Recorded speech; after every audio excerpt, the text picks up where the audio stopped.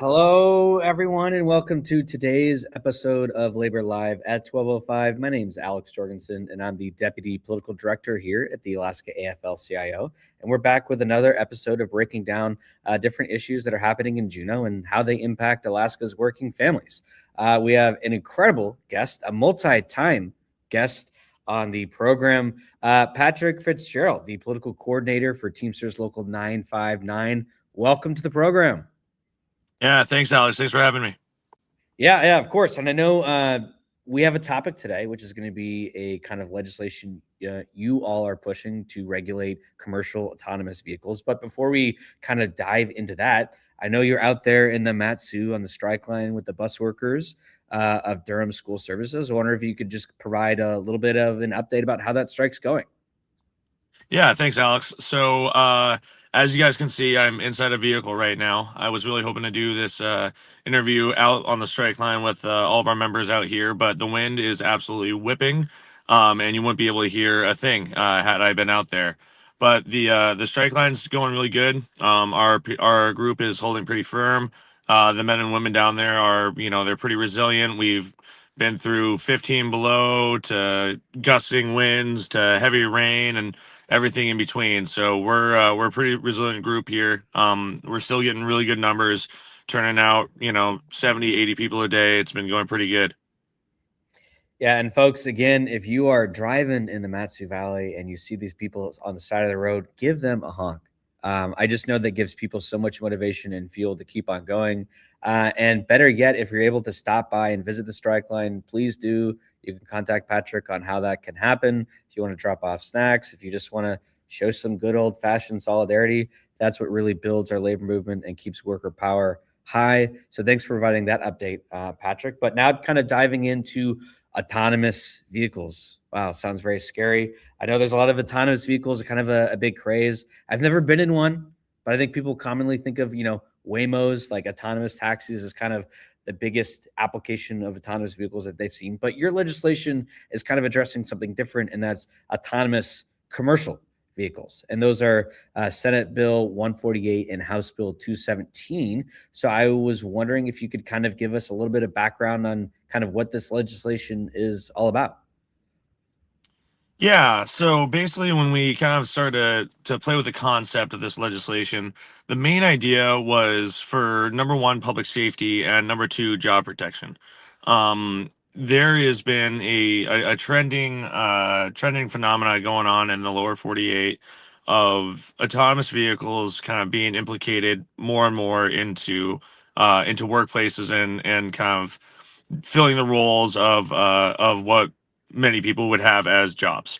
Waymo is definitely one of the biggest one. That's a rideshare operation, much like Uber or Lyft, and they basically drive around. The vehicles are self-driving, so people will get in and you fill the car up with folks, and then it drives itself to wherever your destination is.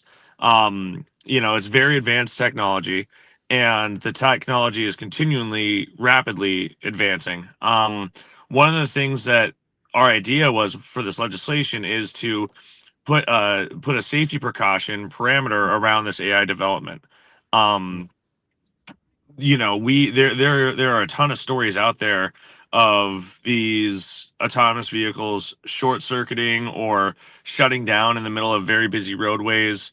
There's also stories of them going to the wrong destination and letting the person off, so then they have to go and reorder another ride to the destination they're trying to get to. There was one that it parked itself in the driveway of this woman who was in the car. All the doors were locked and the vehicle shut down. And it was in a state like Arizona where it was very, very hot. She was in the vehicle with no AC going, just kind of in the car freaking out. She called the fire department. They ended up getting her out of the car. There's also a story of one of these self-driving vehicles driving them through an active standoff with police and someone else in their home, and it drove right in between where the police officers were and this person's house. So, Wow.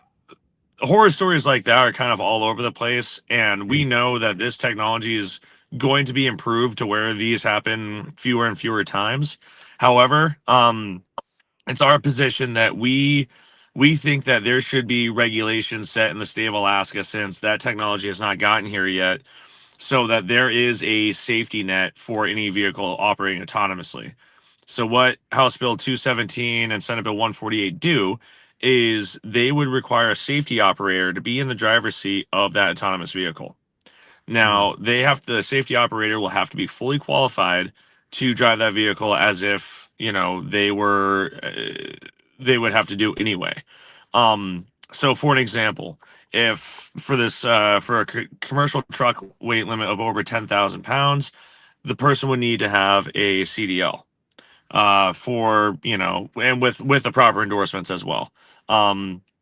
If it's for an autonomous vehicle operating like in the port, they have to have all the credentials and things needed to be able to operate a vehicle down at the port.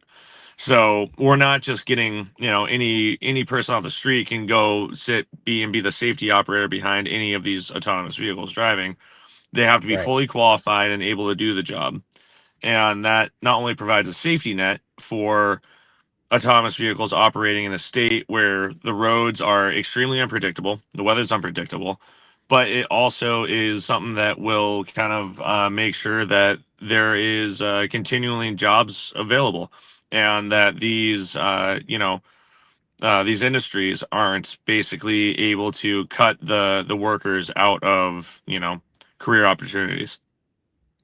Yeah, and I like how you mentioned that a lot of these industries aren't currently operating up here, but obviously Alaska is always 1 year kind of behind the trend, so that year is kind of fastly At coming up, least. so to speak. Yeah, at least if not many more.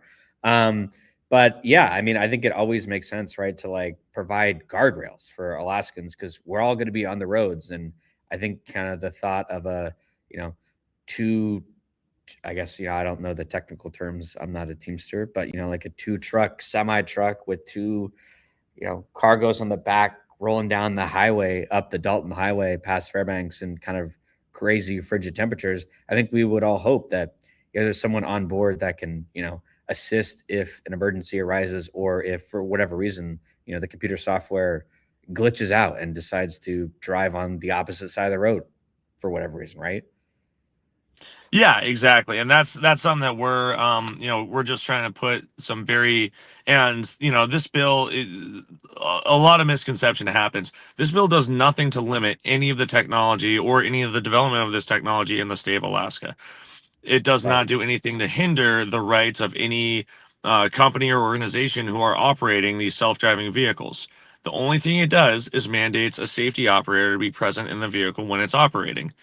So a lot of the opposition that have kind of called in, they said, oh well, this will make it impossible for any sort of autonomous company to operate in Alaska. If having a safety operator makes it impossible for any sort of autonomous vehicle group to operate in Alaska, then you need to do a real big morality check there and make sure that you know you got your facts straight, because I think that is something that should be sought after and protected in the state. Absolutely. If you can't do something safely, maybe you shouldn't be doing it at all. At And all. that kind of, you've kind of, I think, really have really demonstrated that obviously this impacts workers that, drive trucks and drive these vehicles. But it also impacts all of us. We're all on the road and, getting an accident that would hurt Alaska's working families. So what are kind of like the next steps in the process for where these bills are at? Yeah, so we have House Bill 217, it is in House rules right now, which the next step for that is going to be going to the House floor. Mm. We are pretty confident in having good support in both the majority and the minority for the House floor on the House side. Senate Bill 148, the companion bill, has been heard in Senate Transportation. And we are hoping that it can move out of Senate Transportation by the time the House bill leaves the House, so then we can have the one committee of referral in the Senate, and then bring it to the Senate floor and hopefully pass it and get it in front of the governor. Wow. So we're not quite at the finish line, but we can definitely see it in the distance. And if there's kind of people at home that heard what you had to say today and are just really excited about this legislation. What are some things they can do to try to get this bill across the finish line before the legislative session ends? Yeah, we appreciate any layers of support. The next bill hearing we can make sure that we reach out to folks who are interested in supporting it and calling for public testimony. Public testimony. This is kind of one of those niche things where there's not a ton of presence of the autonomous vehicles in Alaska, so it's not something that many people are going to keep track of and call in to support. However, I think it's something there's value into establishing these guardrails early. So if anyone wants to call in for public testimony or submit a letter to Senate Transportation or House Rules, that's also very greatly appreciated. Absolutely. Well, Patrick, thank you so much for coming on the program and sharing, I think, this really enlightening information about, I think, a new topic that a lot of us are frankly unfamiliar with. So that's always exciting to learn something new. And thank you for doing everything that you're doing, supporting these bus workers on the strike line and making sure that they get a fair contract where they're safe on the job, and that all the children of the Mat-Su Valley can get to school safely, which I know we all want. So again, Patrick, thanks so much for joining the program.